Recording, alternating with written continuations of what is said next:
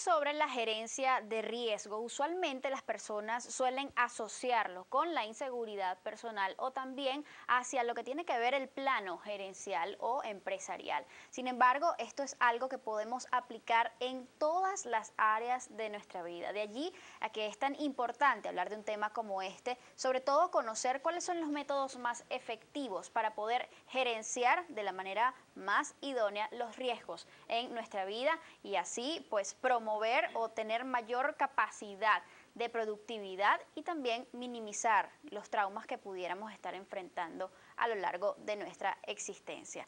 Hablábamos de qué eran los riesgos. ¿Se clasifican de algún modo los riesgos? Sí, hay varias clasificaciones. Por ejemplo, hay riesgos que son controlables por nosotros. Podríamos hablar de esa clasificación, que está a nuestro alcance manejarlo. Y hay otros riesgos que no están en nuestras manos. Entonces, la aproximación a ellos es diferente. Aquellos que yo puedo controlar, tomo medidas yo mismo o nuestras empresas. Y aquellos que no puedo controlar, que están más allá de mi alcance, debo protegerme contra ellos. Otro ejemplo, una persona que tiene su casa, tú tocas el tema de seguridad, hay temas que no puede controlar, pero hay medidas que puede tomar. Por ejemplo, coloca un muro, coloca electrificación a ese muro y controla, de alguna manera contiene ese riesgo. O minimizas el riesgo. O minimizas ese riesgo. Otra clasificación es la de los riesgos positivos, que como decíamos es el caso de las inversiones. Y hay riesgos que tienen un impacto sobre las personas y las empresas y lo podemos clasificar en cuanto a ese impacto, alto, mediano o bajo. ¿Son todos los riesgos objeto de medición? ¿Se pueden medir? Sí, la estadística nos permite determinar cuál es la probabilidad de que ciertos riesgos ocurran y eso también nos ayuda a tomar las decisiones de transferencia, asunción o, como diríamos, transferir ese riesgo a otro. ¿Qué tipo de riesgos además solemos identificar con mayor frecuencia o con más facilidad? Bueno, en el caso de Venezuela, especialmente, hay una preocupación muy alta sobre la protección del patrimonio. Así es. Y los automóviles es el caso, digamos, más usual. Pero también es necesario que aumentemos la conciencia de las personas para que cuiden sus hogares y, por supuesto, cuiden su salud. De modo que en el caso de la gerencia de la salud es muy importante la adquisición de una póliza o mecanismos financieros que permitan asumir este riesgo de una manera económicamente funcional. ¿Se pueden prevenir todos los riesgos?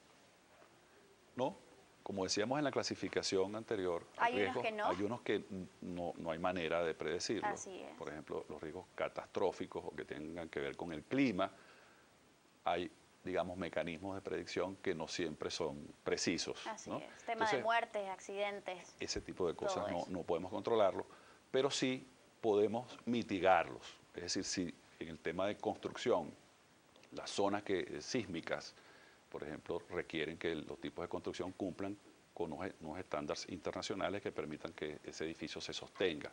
Así es. Fíjate además, Rafael, que sobre todo los venezolanos tenemos un dicho que reza así como que mejor prevenir que lamentar.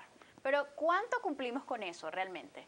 Yo creo que cumplimos más con el como vaya viniendo, vamos viendo. Yo creo que ese es está más acelerada ese tipo de pensamiento. Así es. Pero creo que está surgiendo la preocupación en la gente sobre estos temas. Es decir, cada día más gente busca mecanismos para protegerse. Sobre todo ante, digamos, una situación que se plantea tan incierta, ¿no?